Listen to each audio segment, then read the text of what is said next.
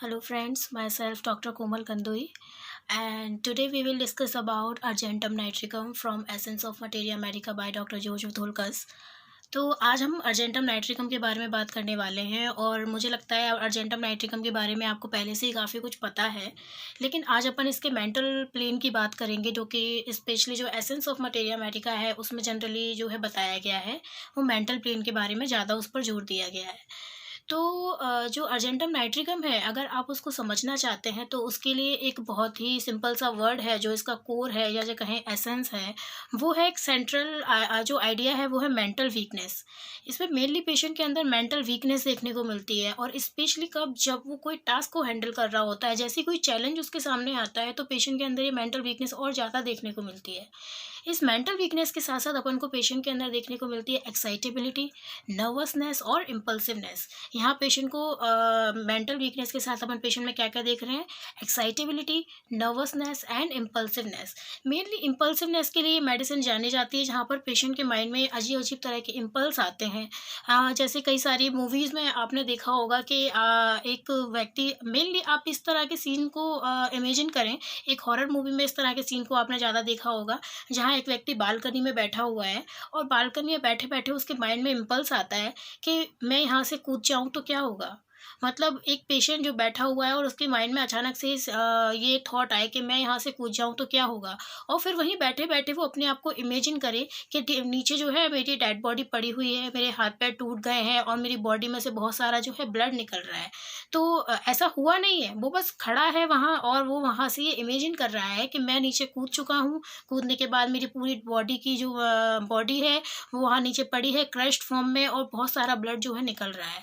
ठीक है, तो इस तरह के इम्पल्स माइंड में आ रहे हैं जिनका कोई तुक नहीं है, बेतुके टाइप के जो इम्पल्स हैं वो इस तरह के पेशेंट में देखने को मिलते हैं। ये इसका एक एग्जांपल है। अनदर एग्जांपल आप पेशेंट के अंदर देखेंगे कि मान लीजिए पेशेंट बैठा हुआ है और सडनली उसके माइंड में इस तरह का आइडिया आता है कि मैं बालकनी छत पर जाके, बालकनी या छत पर जाके नीचे कूद जाऊँ, और इसी थॉट के अंदर वो चलेगा, चल के वहाँ बालकनी तक जाएगा और बालकनी में जाकर या छत पर जाकर वहाँ खड़ा हो जाता है। बस वो कूदने ही वाला है, लेकिन उससे पहले ही अगर कोई जर्क लगता है या सडनली पीछे से उसको कोई आवाज़ दे देता है तो उसका ये थॉट जो है वो वैनिश हो जाता है। एंड सडनली जब वो अपनी इस थॉट से बाहर आता है तो वो सोचता है कि मैं यहाँ क्या कर रहा हूँ और मैं क्या करने वाला था। तो इस तरह के थॉट में कई बार पेशेंट जो है अपनी जान देने के लिए वहाँ तक चले भी जाते हैं। ये भी इस तरह के सीन भी आपने जो है कई बार हॉलीवुड मूवी में देखे होंगे और आप इमेजिन कर पा रहे होंगे what I want to talk about. So इस तरह के सिम्टम पेशेंट में इम्पल्सिवनेस देखने को मिलती है, और ये थॉट जो है, ये थॉट पेशेंट के ना कांस्टेंट अपन को देखने को नहीं मिलते हैं। एक समय के लिए ये थॉट जो है पेशेंट को पजेस करते हैं, और उस कंडीशन में पेशेंट बिल्कुल रियलिटी में और उस इमेजिनेशन में डिफ्रेंशिएट नहीं कर पाता है। तो ऐसे ही और एग्जाम्पल है इसको समझाने के लिए जो कि सर ने अपनी बुक में दिए हैं। जैसे कि मान लीजिए कोई वो एक बंदा बालकनी में बैठा हुआ है, अगर वो अर्जेंटम नाइट्रिकम पेशेंट है और उसके माइंड में थॉट आता है, जैसे मान लीजिए एक बच्ची है और वो जो है सड़क के किनारे खेल रही है, तो उसको, और वहीं से एक कार गुजरती है, तो उसके माइंड में थॉट आता है कि क्या होता अगर ये बच्ची थोड़ा सड़क में इस किनारे ना खेल के अगर उस किनारे खेल रही होती, और वही जो है कार है जो उससे टक्कर हो जाती या कुछ हो जाता। तो हुआ ऐसा कुछ भी नहीं है, लेकिन उसके माइंड में वो पूरा इमेजिनेशन बन जाता है, बाकायदा वो पूरी उस इमेजिन को उसको वो इमेजिन कर लेता है कि क्या होता, और वो सारी की सारी चीज़ें उसके दिमाग में एक पिक्चराइज फॉर्म में आ जाती हैं। और सडनली वो भागकर जाता भी है, जैसे कि मानो वाक़ई में वहाँ एक्सीडेंट हो गया हो। लेकिन जैसे ही वो वहाँ तक जाता है उसके दिमाग में थॉट आता है, और एकदम से वो थॉट जो है उसको वहाँ से वैनिश हो जाता है। एंड देन पेशेंट को रियलाइज़ होता है कि ये तो सिर्फ़ एक थॉट था, it's not a reality. Then patient अपनी उस कॉन्शियसनेस में आता है, और यही चीज़ उसके साथ काफ़ी समय तक चलती रहती है।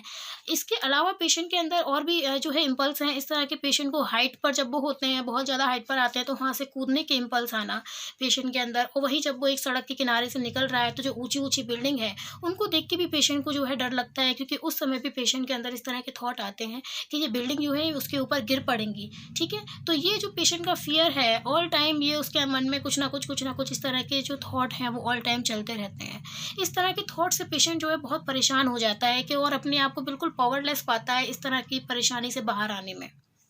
यही जो थॉट है, आगे चल के पेशेंट इस कंडीशन को समझता है, वो जानता है अपनी इस मेंटल स्टेट के बारे में, इसलिए पेशेंट इस चीज़ को समझता है कि वो क्या मतलब किस तरीके से वो इन सब चीज़ों से कोप अप करे, कैसे वो इन सब चीज़ों से बाहर आए। और वो सोचता है कि अब मैं ज़्यादा भीड़ में जाऊँ और कभी अगर ऐसा हो गया मेरे साथ तो मतलब क्या होगा, मैं कैसे इसको मैनेज करूँगा। और यही चीज़ पेशेंट के अंदर आगे जाके एंग्ज़ायटी में कन्वर्ट होती है, पेशेंट को बहुत ज़्यादा एंग्ज़ायटी होने लगती है, नर्वसनेस होने लगती है। और यही नर्वसनेस और एंग्ज़ायटी जो है पेशेंट के अंदर आगे जाकर, जो कि पैथोलॉजी जो है मेंटल लेवल पे चल रही थी, वो आगे जाके फिज़िकल लेवल पे क्या सिम्पटम लेके आती है। तो ये नर्वसनेस की वज़ह से पेशेंट के अंदर आपको फ्रीक्वेंट यूरिनेशन देखने को मिलेगा। Frequent urination due to this nervousness and due to this anxiety, patient के अंदर आपको नर्वस डायरिया देखने को मिलेगा। जैसे ही argentum nitricum is a good remedy for nervous diarrhoea as well as for IBS, irritable बowel सिंड्रोम। इसलिए ये पेशेंट के इस तरह के पेशेंट में बहुत अच्छा वर्क करती है, जहाँ पर पेशेंट ऑल टाइम इस नर्वसनेस को फ़ील कर रहा है, एंग्ज़ायटी और नर्वसनेस उसमें बहुत ज़्यादा देखने को मिल रही है। तो इस तरह के पेशेंट के लिए ये बहुत ही शानदार रेमेडी है। इसके अलावा आप इस पेशेंट के अंदर देखेंगे तो फ़ियर, जैसा कि मैंने आपको बताई है, ऊँचाई से और बहुत ज़्यादा हाइट से, बिल्डिंग्स को देखने में भी उनको डर लगता है। रोड को क्रॉस कर रहे हैं तो उस समय भी उनके मन में इस तरह के थॉट आएँगे, क्या हो अगर ये मुझे इस तरह से मतलब अगर ये मुझे हिट कर देती तो क्या होता?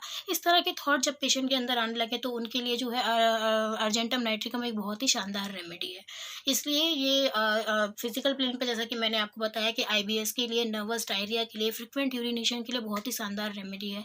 इसके अलावा अगर आपको पेशेंट के अंदर जो अर्जेंटम नाइट्रिकम का पेशेंट है, उसमें जनरली अपन को देखने को मिलेगा इधर स्वीट की बहुत डिज़ायर है पेशेंट पेशेंट के अंदर। वो स्वीट लेना चाहता है, स्वीट खाता भी है, लेकिन स्वीट के लिए डिसएग्री है। मतलब डिज़ायर तो है, लेकिन स्वीट को लेने के बाद उसको एग्रावेशन नहीं है उस स्वीट से, और after taking the sweet patient में डायरिया कॉज़ हो जाता है। तो अगर आपको ये डिसएग्री शुगर के लिए पेशेंट के अंदर दिखाई दे, और उसके अलावा पेशेंट के अंदर जो पेशेंट है उसके अंदर आपको बहुत ज़्यादा बेल्चिंग, इरेक्टेशन जैसे सिम्पटम देखने को मिलें, तो इस तरह के पेशेंट में आप अर्जेंटम नाइट्रिकम के बारे में सोच सकते हैं। तो ये जो पेशेंट है अर्जेंटम नाइट्रिकम का, इसके आप इन सब चीज़ों को कोप अप करने में, आप उस चीज़ से बाहर आने में, इस तरह के थॉट को जो है वैनिश करने में बहुत उसकी हेल्प कर सकते हैं बाय द अर्जेंटम नाइट्रिकम। सो मुझे हो उम्मीद है कि आपको अर्जेंटम नाइट्रिकम की बेसिक पैथोलॉजी समझ में आई होगी, और किस तरह के इम्पल्स से वो जूझता है पेशेंट, और कैसे अपने आप को वो इस चीज़ से जो है दूर नहीं कर पाता है। तो इस तरह की चीज़ों को आप अच्छे से समझ पाए होंगे, और अब जल्दी ही हम आगे मिलेंगे दूसरी मेडिसिन के साथ। थैंक यू दोस्तों।